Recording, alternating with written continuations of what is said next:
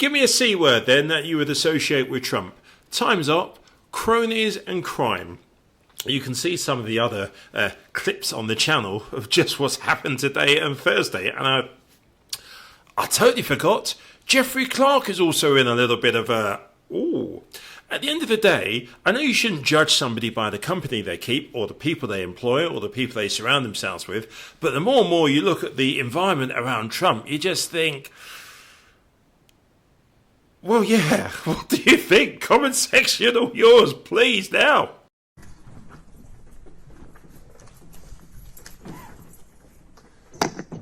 All right, good afternoon. And just a reminder, we're going to try and start on time. All right, so please try to be in here next time when we're ready to go. Let's go on the record then. This is 23 SC 188947, State versus Jeffrey Clark. We're here on Mr. Clark's motion to compel. And if, just again for the record, let's have counsel announce themselves as well as whether the defendant has expressly waived his presence. Harry McDougall, Your Honor, for Mr. Clark, and he has expressly waived his appearance at the hearing. All right, thank you, Mr. McDougall. Who's arguing for the state? Just for the state, Alex Brandt will be arguing. Okay. All right, Mr. McDougall, your motion, sir. I've read it. Tell me what we ought to know. Okay, so we've got two categories of documents that we're asking for. One is the state's TUI correspondence with the federal government, and the second is any documents reflecting their communications with the White House about this case. So I'll take the first one of those first. If I'm telling you something that you already know, please stop me.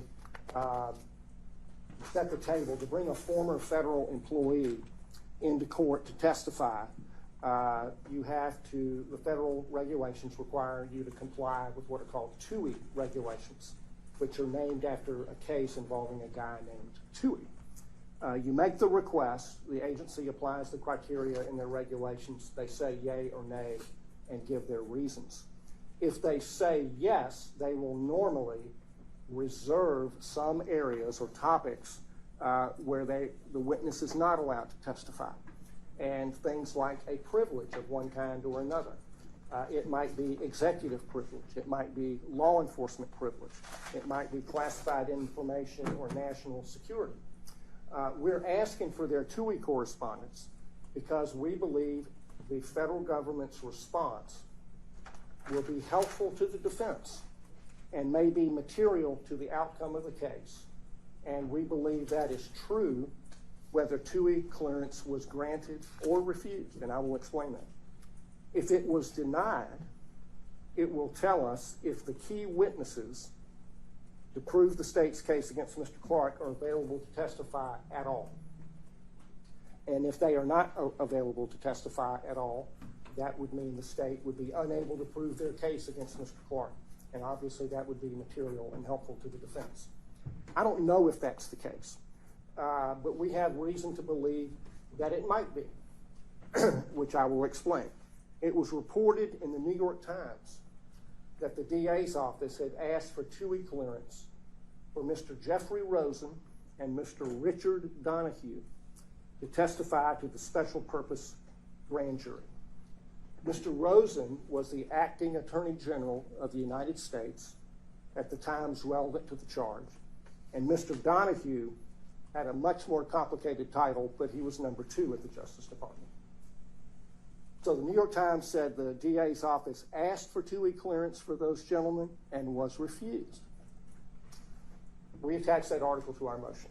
Now, in citing the New York Times, I do not want to get a rumor started that I believe everything in the New York Times. However, that reporting was basically confirmed by subsequent events, which just became clear at the end of December. The special purpose grand, those two gentlemen did not testify to the special purpose grand jury in person. Instead, the special purpose grand jury was shown videos of their public testimony before the January 6th committee when they had a televised hearing to bash Mr. Clark. The list of special purpose grand jury witnesses had a little notation out to the side for those two gentlemen that said video presentment review. And I didn't know quite what that meant, so I asked them because I wanted to confirm one way or the other whether they had testified to the special purpose grand jury and try to put some meat on the bones of what the New York Times had reported. And I began to get the idea that they really didn't want to tell me that, because I had to ask them 4 times over the course of a month before they finally told me. And they finally said on December 27th, as to Donahue and Rosen, the jurors reviewed the video of their testimony. They did not appear before the jurors in person. And they subsequently clarified that that was referring to the January 6th public testimony. So chalk one up for the New York Times. It confirmed, or seems to confirm, that the TUI request was denied. That supports the inference that it would also have been denied for trial testimony. And that might also be the case for other DOJ witnesses, such as Ken Klukowski. Rosen and Donahue are essential witnesses for the state on count 22 of the indictment, which is the predicate crime charged against Mr. Clark for attempted false writing, whatever that is. If the state cannot get their testimony because the TUI request was denied, the state will not be able to prove their case on that charge and maybe count 1 as well. Knowing that, of course, would be helpful to us, materially affect the outcome of the case. So we're entitled to it. The correspondence is not privileged, so we're asking you to order that. So let me talk for just a second about what if it was granted versus if it was denied. If it was granted, the privileges are still reserved, often. They might have reserved for executive privilege, law enforcement privilege, and classified information. Those would be very significant points for our case, for our defense, because we are asserting all of those privileges as part of our defense. The conduct alleged against Mr. Clark relates to discussions that he had, allegedly had, with the number 1 and number 2 officials at the Department of Justice about whether and to what extent to assert Article 2 law enforcement authorities. If those privilege limitations are set out in the TUI clearance letter, it would support our arguments on those privileges. And the same is true for any reservation with respect to national security information. If the government's witnesses are barred from testifying on those topics, these witnesses, Rosen, Donahue, Klukowski, or any other federal government witness, it would limit the state's ability to prove their case at a minimum. But it would also, and more importantly, limit Mr. Clark's defense, because his defense relies on topics that are within the scope of those privileges. So those would all be very good reasons to deny the TUI request in this case. But if they were granted, the terms, conditions, and limitations are going to be important and likely to be helpful to us to know what might be coming, and they might materially affect the outcome of the case. Now, if the requests were denied, the reasons that would be given for the denial are also likely to be right in line with our arguments in this case. It stands to reason that and I don't know this, okay, but this is inference. The federal government might have denied the request based on federal supremacy and immunity doctrines in combination with the privileges that I have mentioned. It would be helpful to our federal supremacy and immunity arguments if the Department of Justice were taking the same position. Now, if their TUI requests were denied on those grounds, I could certainly see why they wouldn't want me to see it. But they should be required to produce it. If it was all in their favor, they'd be cramming it down my throat.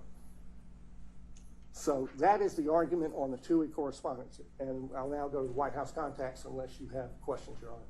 Yeah, let's dig into that a little bit, and maybe it'll make more sense to divide these up. So I certainly understand the legal strategy and the point of view you're coming from. What I'm less clear on is that there is a legal remedy at your disposal. So just kind of taking it step by step. Sure. Would you, I think you kind of hint at this in the motion, would you concede that as a statutory matter, these wouldn't fall under Georgia's statutory means of discovery. Is that fair to say? I think that's right. The language of those code sections is limited in a way that I don't think this can be fit into it. Okay. So we're solely in the ballpark of Brady. Brady and due process generally, Okay. Your Honor. And so then the first thing that I guess the hurdle to clear with Brady is when it becomes due. And so you cite some Ninth Circuit case law to me in your motion. Would you agree with me that the Ninth Circuit case law you cite is not applicable in Georgia? And in fact, Georgia's gone the other way. And, you know, if you're reduced to citing Ninth Circuit authority, then it means you can't find something else. So I concede that readily. Okay. So my argument is that it's exculpatory. This information is exculpatory. What's the definition of exculpatory? And Well, but before we can even get to that, we have to talk about when.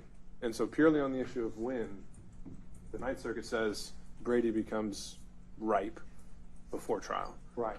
But from what I can see in Georgia, they've not extended it that far. They've always said Brady becomes due when trial starts. Is that your read of the land as well? Where does that leave us then? Well, I think to be fair, in the case, I mean, the Brady doctrine originates in due process.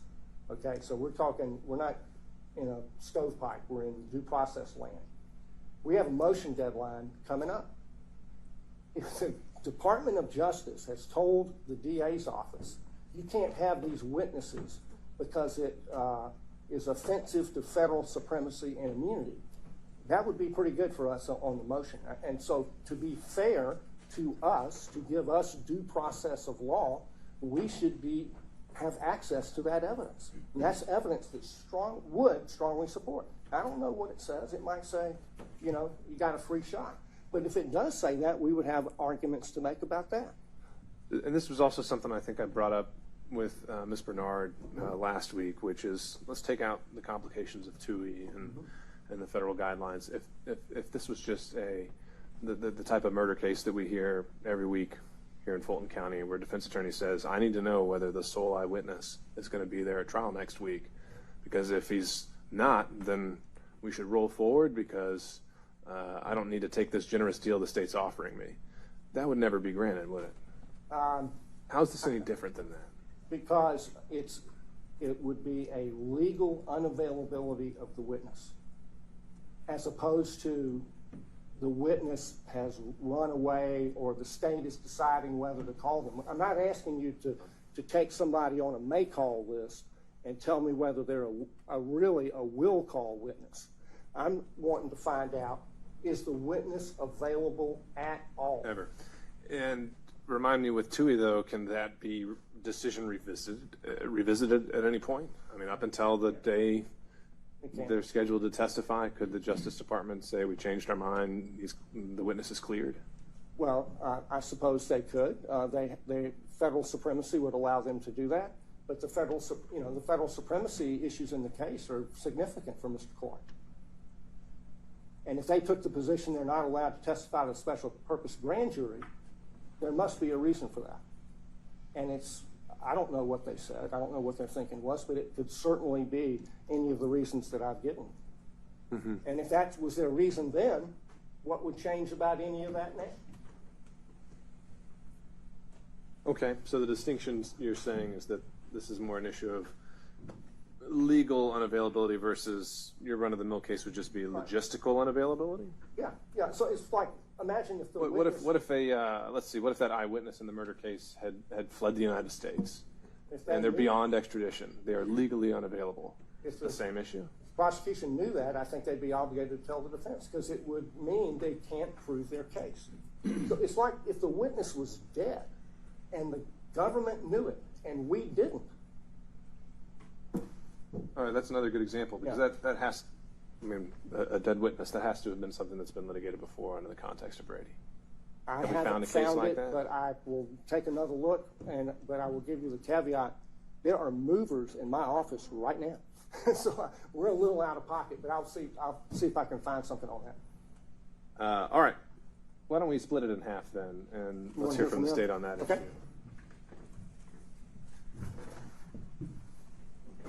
All right, Ms. Bernie.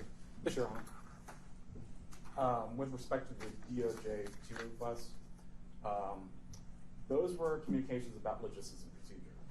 Brady does not require the disclosure of communications of logistics and procedure. Brady requires the disclosure of exculpatory evidence or impeachment evidence. So what we're talking about is evidence. We're not talking about whether a witness could show up, whether how does a witness get here, what the scope is. We're talking about what the witness said, what they might have seen, how their testimony might change. Further, we're also talking about with this is that communications, he speculates that there might be contents about privileges that might help his defenses. That's a legal argument. That's not evidence of any type that would help his trial. And as we go to Georgia law, you're right, Brady requires disclosure at the time of trial because it's about what evidence evidence is shown, what can be rebutted. It's not talking about legal argument. I mean, legal argument is at best persuasive to court and might be more like akin to an amicus brief, but it's not evidence itself. Any questions? Have you found the dead witness Brady case by chance? I have not found a dead witness Brady case either. I have not seen it. I wasn't looking in that direction. I'm sorry. No, I think that might be worth following up on. I'll follow up with it. I will say I haven't found any cases, nor has he cited any cases that legal argument or persuasive authority is admissible under Brady or disclosed under Brady. And setting aside the legal merits, is there anything that the state would like to declare as it relates to TUI in this case? Declare that this was relevant just to the logistics and procedure as to the special purpose grand jury. With the DOJ, it was only to the SPGJ, not towards trial. So we have to reissue a new subpoena, a new TUI request when it comes to trial. And So are the it's premature. guidelines any different when it comes to the DOJ considering it under the auspices of a trial subpoena versus a special grand jury? Well, we'd have another shot at it with the DOJ. Not to get into the contents of what was in our communications. We'd have to reissue with the DOJ a new subpoena, and they'd have to make their own decisions on what's the best, what is the best course of action for the DOJ and their agency and their course of interest as opposed to a trial versus a special purpose grand jury or just a regular grand jury. And again, it's been a minute since I've had to look through that sort of thing, but is there also a remedy if the DOJ denies TUI clearance? Can that be appealed in federal court? I believe so. I'm a little uncertain, but I think it would be under the Administrative Procedures Act that you could have that judicially reviewed. So even if you've been denied, that may not be the final word. And I can. I think that's more just for my own benefit. I don't think that's really material to the decision today. All right. Well, I'll turn it back over to Mr. McDougald. Any final thoughts on that, sir? And then you can transition over to this White House So correspondence just issue. on the remedy, if you don't like the TUI decision, is you can file an action in the court in D.C. or wherever the decision is made under the Administrative Procedures Act, but your standard of review is going to be arbitrary and capricious or legal error. So it's pretty tough to win those.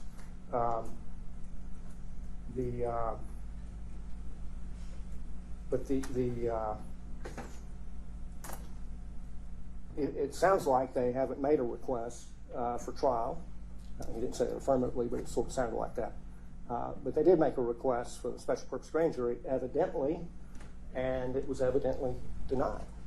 So that is very likely to have meaningful information for our case. And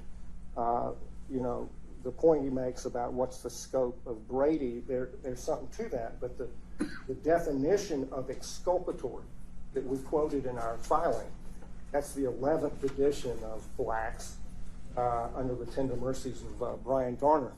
But the definition was when the evidence may be material to the outcome of the case. And if you But I guess that included in the definition is what is evidence.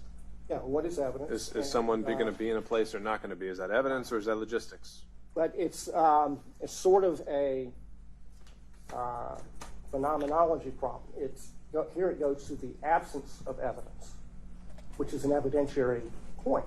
And if the state knows that it will not have sufficient evidence to prove the case against Mr. Clark, we ought to be entitled to know that now instead of being put through the agony of all this, being indicted and publicly, subjected to public ridicule the way that Well, I guess that'd be the other question I could have asked Mr. Bernick here is you mentioned count 22, and can you even be so confident that the state can't prove its case without these witnesses? Or are there other hearsay exceptions? Are there other aspects of this? And RICO being so broad, is count 22 even necessary to prove count 1? Well,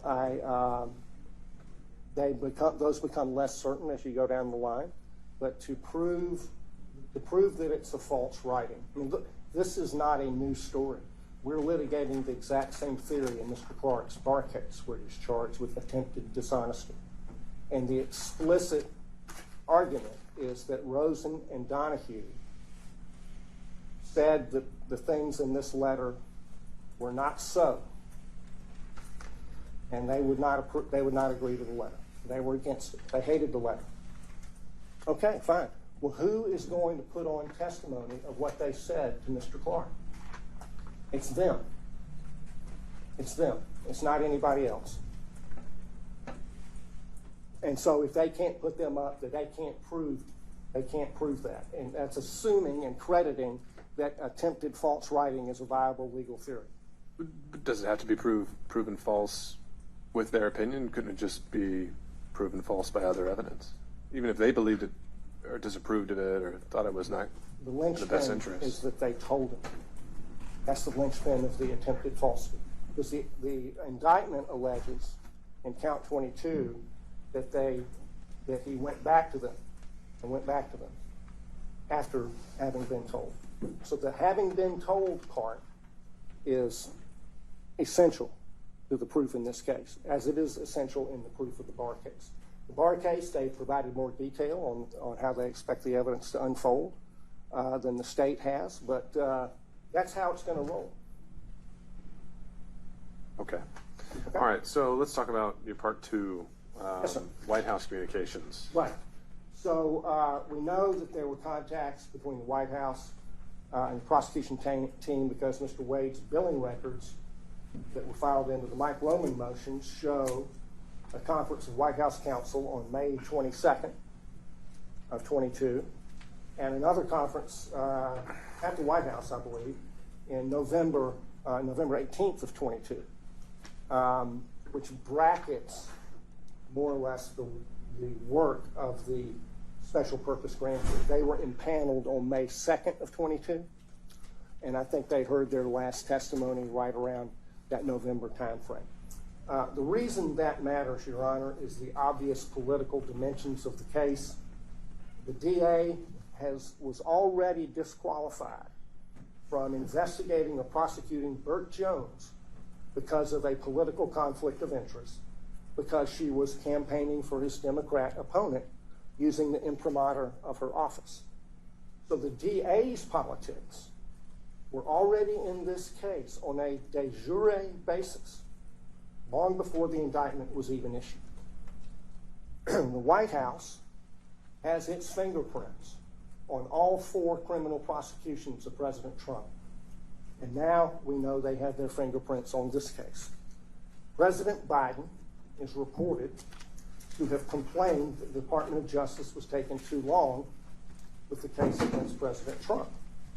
And he said at the White House on November the 9th, 2022, that he would pursue every constitutional means of stopping President Trump from taking power. And that was 9 days before the November 18th meeting at the White House reflected on Mr. Wade's bills. The criminal cases against President Trump are being pushed to have their trials before or during the election.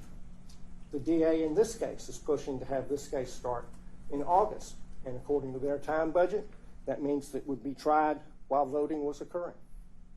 A reasonable person might view the whole picture as having a political purpose, and in fact, A lot of people in this country view it that way according to opinion polls. And certainly most Republicans view it that way, assuming they're still entitled to have opinions. So those communications with the White House are relevant to a potential selective prosecution or due process defense in this case. And as for Mr. Clark, one reason we are a little suspicious about politics is we cannot find any other cases where a lawyer or anybody else, for that matter, was prosecuted over a draft letter that was never sent under a theory of attempted false writing or attempted false statement. I haven't found a case where that happened in Georgia, nor anywhere else. Maybe it's out there, but I haven't found it yet. So that alone, when you can't explain it, when it doesn't make any sense, there must be some other reason. It is reasonable to infer that it's politics. So we're asking the court to order them to produce those documents in addition to the two-week correspondence. Now, I expect what we're going to hear is what we heard on President Trump's motion, that there aren't any documents, but they haven't said that yet, so that they get a chance to come up and respond to that. Okay, well, we'll start there then. All right, thank you, Judge. All right, Mr. Bernick, so let's start there. Again, we're traveling under Brady, and he's asking for evidence, and our communications with the White House counsel's office was about logistics and procedures, whether they had a two-week type process in place. It wasn't about obtaining any type of evidence for them. But this seems a bit different. We're not talking so much about the logistics of witnesses as to whether there is potentially any coordination or political motivation that might. Well, that's speculation. And it would be speculation right now because I think he concedes he doesn't have access to your emails, and it would be unlikely unless he was sitting in the room or bugged it that he'd have any idea what was in there. But apparently he's got some documentation that a meeting did occur. Yeah. And so I guess the issue would be a selective prosecution claim can be brought pre-trial if they think that there are grounds on it. And that's a bit different than just asking about whether a witness is going to show up or is not going to show up, right? Correct. So the original question was, is there something actually in writing that shows communications between the office and the White House counsel? We did get a letter from the White House counsel's office. All right, It was so about logistics and procedures, as stated before. all right, so it's just that you're saying the sole written communication, whether by text, whether by email, whether by written correspondence, solely consists of one written letter. Written letter, well, there's two written letters, Your Honor, about procedures, about how we interviewed, whether it was a two-week type process with former or current White House officials. Okay. Can I? Yeah, go ahead. We're talking about selective enforcement here, and let's just go to what we need to prove with the selective enforcement action. In Georgia, for there to be a constitutional violation, selective enforcement must represent any intentional and purposeful discrimination based upon deliberate, unjustifiable standards such as race, religion, or the arbitrary classification. Georgia also recognizes that just because there's a first time prosecuting someone under a statute, or there's the first time that someone might have been prosecuted under a statute that's been on the books for a long time, that does not give rise to a selective prosecution. And also, while we're talking here about his reasons for wanting these items, his reasons for wanting these items are inconsistent with each other. On one hand, he's talking about us talking to the White House counsel's office, them aiding us and having a selective prosecution, directing us towards a prosecution. On the other hand, we're talking about DOJ hampering us and not letting us prosecute the people that they told us to go prosecute. Those inconsistent theories are going at it. He's just trying to get any way under the sun. And just to recap, these are about logistics and procedure. This isn't evidence.